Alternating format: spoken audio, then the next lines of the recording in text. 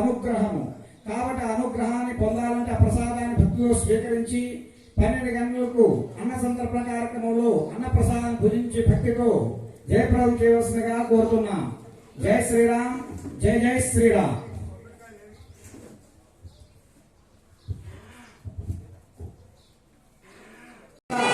మనకి అన్న సందర్భ కార్యక్రమం ఉంటుంది.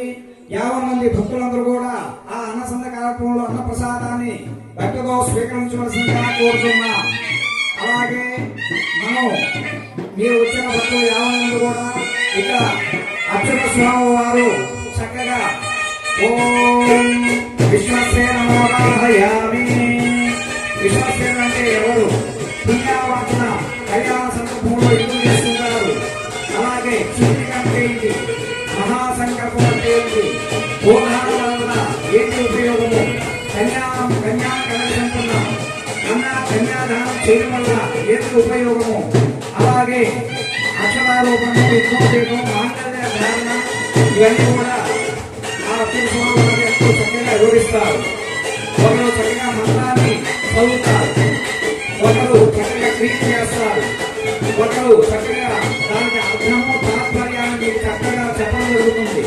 కాబట్టి మనం తెలుసుకోవడానికి కాకుండా మీ పిల్లలు కూడా సనాతన ధర్మ సాంప్రదాయాలను ఇక్కడ జరిగే యొక్క తత్వం ఏదైతే ఉందో అవన్నీ మీ పిల్లలు కూడా మీ మంచిని ఆ కళ్యాణ మహోత్సవాన్ని విశేషాలను తెలియపరిచి వారందరూ మంచి మార్గాన్ని రావాలని ఆశిస్తూ లోక కళ్యాణం కోసం చేసే కళ్యాణ మహోత్సవంలో ఈ బ్రహ్మోత్సవంలో ఎంతో విశేషమైంది. కాబట్టి అందరూ కూడా త్వరగా రావాలి. మీతో పాటు కొత్త వాళ్ళు కూడా త్వరగా వచ్చి చక్కగా చెల్లించవలసిందిగా కోరుతున్నాం. అలాగే కళ్యాణమైన కళ్యాణాంతరము అందరూ కూడా మూల విరాటై సీతారామచంద్ర స్వామి దేవస్థానానికి వచ్చి తీర్థము, శతారి, గోగోరవ, తేనె, చక్కెర, జీడిపప్పు, ద్రాక్షాన్ని కలిపి ప్రసాదాన్ని తయారు చేశాము. స్వామి ప్రసాదాన్ని భక్తిలో తీసుకొని తర్వాత అక్షంతల శిరస్సుని ధరించి అన్న సందర్భ కార్యక్రమం జయప్రదం చేయవలసిందిగా 50 మంది భక్తులను కోరుతున్నాం. జై శ్రీరామ్, జై జై శ్రీరామ్. ఓం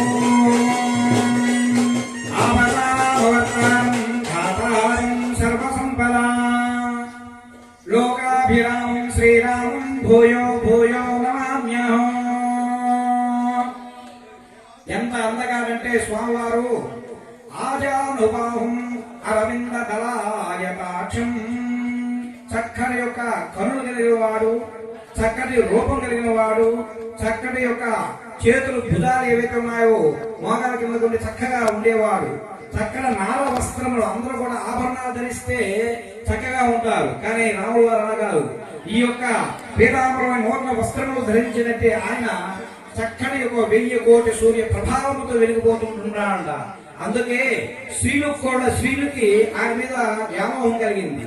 అదే కాకుండా పురుషులైన సన్యాసులకు కూడా రాముడు ఒక్కసారి ముద్దు పెట్టుకుంటే బాగుండే, స్వామివారిని మనస్ఫూర్తిగా భక్తితో గౌరవించుకుంటే బాగుండే అనే ఒక తత్వంతో ఉన్నారు. అంటే ఆయన ఎంత అందగాడని మనం చెప్పాలి.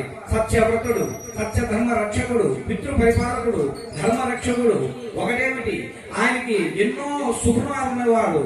అందుకే ఎవరైనా చెప్పినా అయ్యా రామచంద్రుడు వలె సత్యంగా ఉండు, రామచంద్రుడు వలె ధర్మాచరణ చేయి, రామచంద్రుడు వలె ఏకపత్ని వ్రతము ఆచరించు, రామచంద్రుడు వలె ఆ యొక్క సహోదరుని ఏ విధంగా చూసుకోవాలో ఆ విధంగా చక్కగా చూసుకోవాలి అంటూ ధర్మ మార్గ ప్రజల్ని ఎలా కాపాడాలి, సంరక్షించాలి అంటూ చక్కగా రాముని గుణాలు మనం చెప్పుకుంటూ పోతుంటే 1 కాదు 2 కాదు కొన్ని 1000 గుణాలు ఆయనకున్నాయి. అందువల్ల ఆ రామచంద్రుని ఎవరైతే స్వర్ణిస్తారో, తారక మహామంత్రమైన శ్రీరామనామాన్ని ఎవరైనా జపిస్తారో, శ్రీరామచంద్రుని యొక్క దివ్య మంగళ స్వరూపాన్ని దర్శించుకుంటారో వారుకున్న సకల ఇహ జన్మ, పూర్వజన్మ, సప్తజన్మ సుకృత పాప క్షీణార్థం, మనం తెలిసిన పాపాలు ఏమైనప్పుడు అన్ని కూడా ఆ రామనామాన్ని జపించడం చేత, రామచంద్రుని దర్శనం చేసుకోవడం చేత అవన్నీ కూడా తొలగిపోతాయా.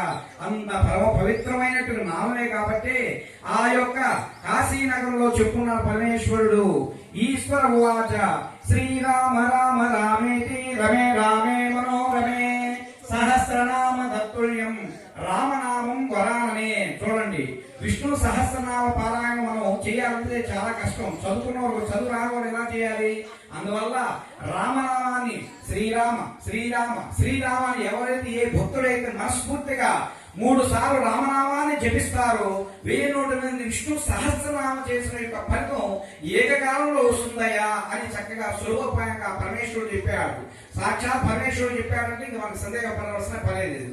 కాబట్టి అంత సత్యస్వరూపుడు శ్రీ రామచంద్రుడు. కాబట్టి అర్చక స్వామి వచ్చున్నారు, కమిటీ సభ్యులు వచ్చున్నారు.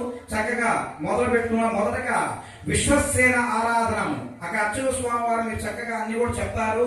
మీరు మనసులంతా రామచంద్రుడి పాద కవల మీద ఉంచండి. చక్కగా వారు చెప్పేది వినండి. ఆ యొక్క అర్థము తాత్పర్యము అవన్నీ కూడా విని తరించవలసిందిగా భక్తులను కూర్చోక ఎవరు కూడా మాట్లాడకూడదు. మన ఇళ్ళ దగ్గర మాట్లాడుగా కళ్యాణ రావణ దగ్గర మనం కళ్యాణం జరిగేటప్పుడు చక్కగా అందరూ కూర్చొని శ్రద్ధగా ఆ స్వామివారు చెప్పే మంత్రాలు, వేద మంత్రాలు, సూక్తాలు ఎందుకు చేస్తున్నారని వారు తెలియపరు సత్య స్వామివారు చక్కగా విని తరించండి.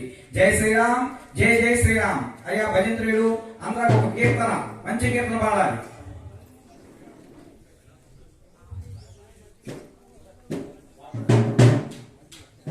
హలో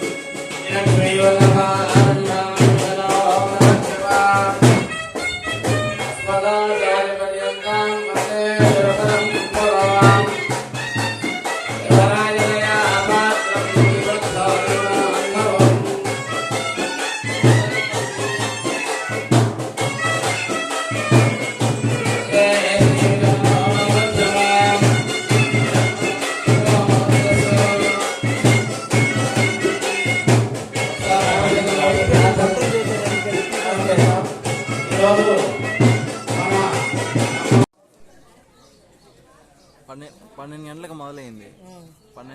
12 గంటలకు మొదలయ్యి రాత్రి మొత్తం ఉంది. 4-5 గంటల దాకా ఉంటూనే ఉంది.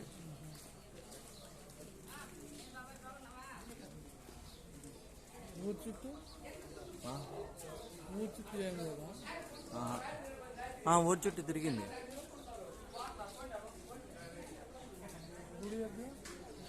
ఏమున్నాయి?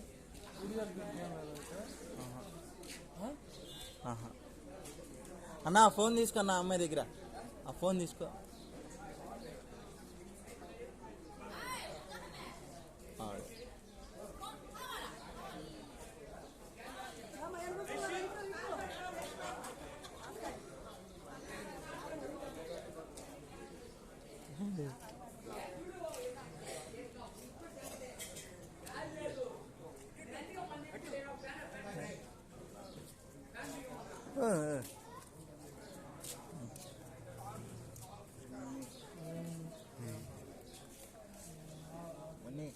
బాగా రెడీ అయ్యాడు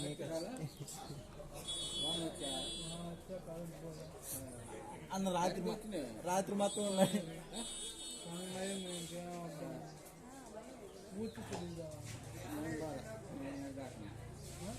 వాళ్ళు పంది దాకున్నాడు.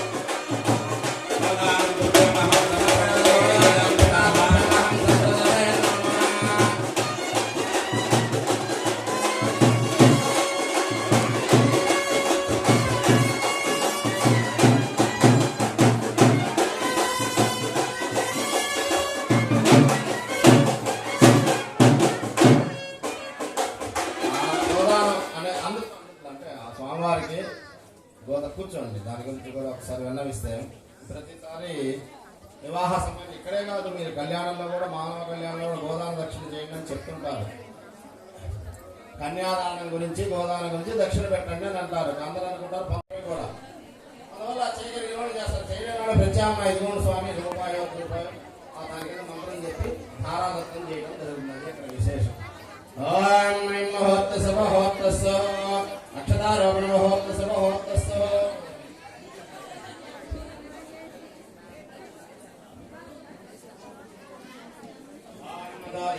భవంతు నాయక విష్ణు విచక్రమే దివ్యాః సప్తధామభిః ఇదం విష్ణు విచక్రమే త్రేధానిధరే పదం సపోడపస్య భాగం సురేః లీనపదా విచక్రమే విష్ణుర్గోపాదాభ్యः తతో ధర్మాణి ధారయన్నః విష్ణు కర్మాణి పశ్చిమలోకం ధారయన్నః విష్ణు కర్మాణి పశ్చిమలోకం తద్విష్ణు అబ్బాయి అక్షతాలు సరఫరాలు మేడం తద్విష్ణు పరం పదం సదా పశ్యంతి సూరయాత్రి వచక్షురాదం తద్విప్రాసావన్యవాజగ్రవం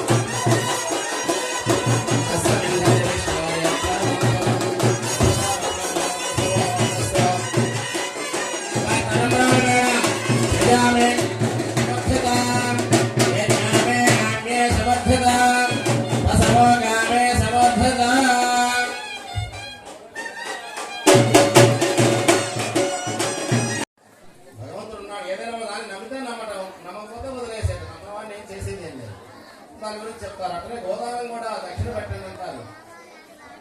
ఎవరితో పోయేది అంత ఏం లేదు. ఎక్కడైనా సరే ఇక్కడ దేవుడి కళ్యాణం, భగవత్ కళ్యాణం, మానవ కళ్యాణంలో కూడా భగవంతుడు అమ్మాయిని ఇస్తున్నాం, అమ్మాయిని మనం ఒక ఇంటికి ఇస్తున్నాం.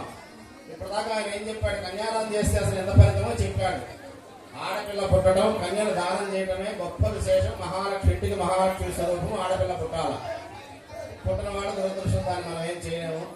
అందువల్ల ఆడపిల్ల పుట్టడం మహాలక్ష్మి స్వరూపంగా చాలా అదృష్టవంతులు. పుట్టిన తర్వాత ఆవిడ కన్యాదానం చేయడం కూడా చాలా అదృష్టం. ఎందుకని మా మంత్రంలో ఏం చెప్పాడు? కన్యాదానం చేయడం వల్ల మనం చేసిన పాప పుణ్యాలు బాల్య యవ్వన కౌమార వార్ధికేషు రహస్య ప్రకాశేషు అని చెప్పాడు. పుట్టిన దగ్గర నుంచి చిన్నపిల్లవాడి దగ్గర నుంచి తప్పులు చేసుకుంటాం. మానవుడు సహజం, నైజం తప్పు చేయటం. కౌమార వార్ధికేషు చెప్పాం కాబట్టి ఆ బాల్యంలో పిల్లలతనంలో తప్పులు చేసినా అది తల్లిదండ్రులకు లభిస్తుంది. 12 ఏళ్ల వరకు బాల్యంలో పిల్లలు ఏ తప్పు చేసినా బాల్యంలో ఆ పిల్లలు భగవత్ స్వరూపంగా భావిస్తాం. అందువల్ల వాళ్ళు ఏ తప్పు చేసినా తల్లిదండ్రులకే వర్తిస్తుంది. వాళ్ళకి టైం బాగా లేకపోయినా మనకే కష్టాలు పడాలి, అది తెలుసుకోవాలి. అదేవిధంగా యవనంలోకి వచ్చిన తర్వాత కొన్ని తప్పులు చేస్తుంటాం. వార్ధకేశం అంటే బాల్య యవన కౌమార అంటే మళ్ళీ 40 నుంచి 60 ఏళ్ళ మధ్య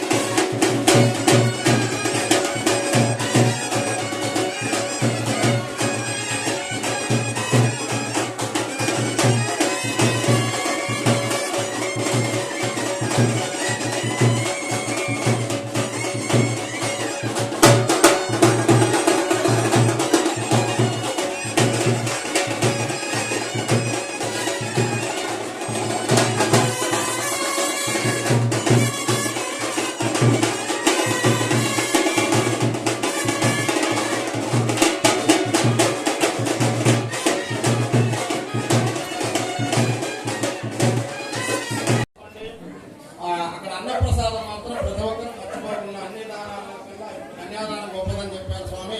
మరి అన్ని మీరే చెప్పాలంటారు. ఒక్కో రకం తృప్తిపడేది అన్నదానం. నువ్వు ఎంత ధనం ఇచ్చినా 1000 రూపాయలు ఇచ్చామని మనకు దక్షిణ, ఇంకో 1000 ఇస్తే బాగుంది అనిపిస్తుంది. 1 లక్ష ఇచ్చామని ఇంకో 50,000 ఇస్తే బాగుంది అనిపిస్తుంది. ఇంకా ఎక్స్ట్రా. అందువల్ల ధనం ఎప్పుడు ముఖ్యం కాదు. భోజనం పెడితే కడుపు నిండా తిని హాయిగా ఆశీర్వదించి చాలు అని అమ్మ అంటారు. అందువల్ల అన్న సందర్భం కూడా చాలా గొప్ప, దానాల్లో కన్నా చాలా గొప్పది. విద్యాదానం కూడా చాలా గొప్పది. కనుక ఆ అన్నప్రసాదాన్ని, స్వామివారి అన్నప్రసాదాన్ని అందరూ స్వీకరించి రామచంద్రమూర్తి అనుగ్రహానికి పాత్రలు కావాలని తెలియజేస్తూ ఒక 2 నిమిషాలు స్వామివారికి దండల మార్పిడి జరుగుతుంది. అమ్మా అందరూ కూడా కూర్చోవాలి. దండల మార్పిడి మేడం, దండల మార్పిడి మేడం. అయ్యా భజంత్రీలు వహించాలి. దండల మార్పిడి. అమ్మ అందరూ కూర్చోండి, వెళ్ళకూడదు మళ్ళీ.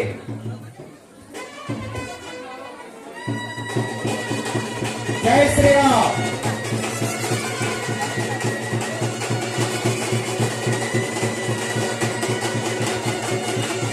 ఓం తద్విష్ణు పరమపదం సదా వసంతసూదయః దివే భాసక్షురాత్రో తద్భ్రామో విపన్నో జాగవాణం ససంధరే విష్ణు వ్యాపరమం పదో యో దేవా సోరస్మాభ్యో ధర్మాదిభూషణః శ్రే సుధరేణుపాస్మహే నమో భగవతే రామచంద్రపరమాత్మనే నమో నమః.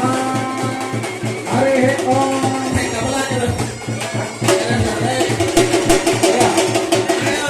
బాబు దండల మార్పిడి మేడం. అయ్యా మీరు వాయించేది అది కాదు, అది నాగని దండల మార్పిడి.